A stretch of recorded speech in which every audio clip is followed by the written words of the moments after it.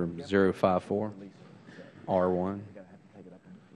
The gentleman from Mississippi. The clerk will please pass out the amendment.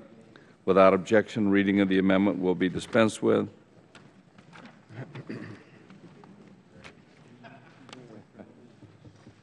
No.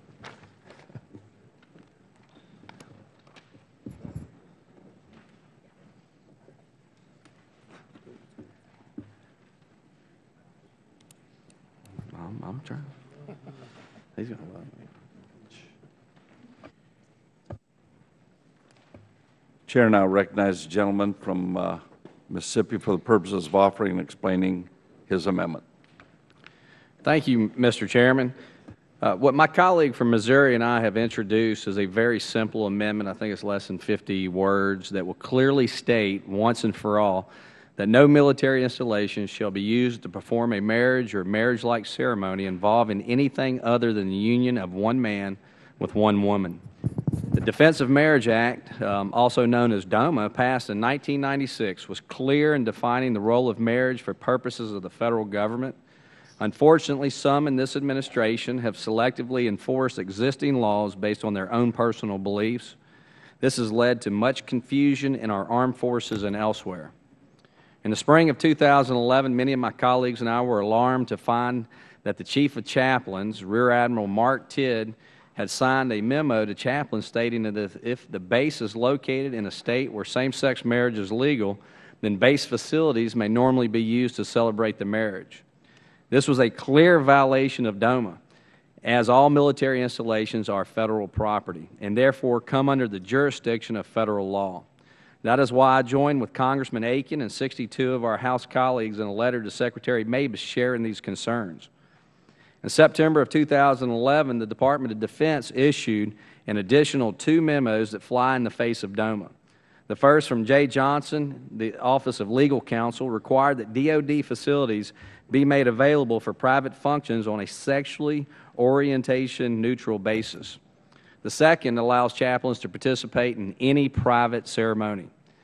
Mr. Johnson has clearly stated that he does not believe that DOMA is constitutional and accordingly does not believe that it should be enforced. The Attorney General has stated that the Department of Justice will no longer defend DOMA in the courts, nor will it defend DoD or the VA in cases involving DOMA. The Attorney General cited President Obama's own doubts about the constitutionality of DOMA to justify his decisions, and just today, the President made remarks concerning same-sex marriage in the military. The point is, this is not about how any of these individuals feel about current law, and it is not about the job of Jay Johnson or Attorney General Holder or even President Obama to decide what is or is not constitutional and selectively apply the law to their whims and tastes.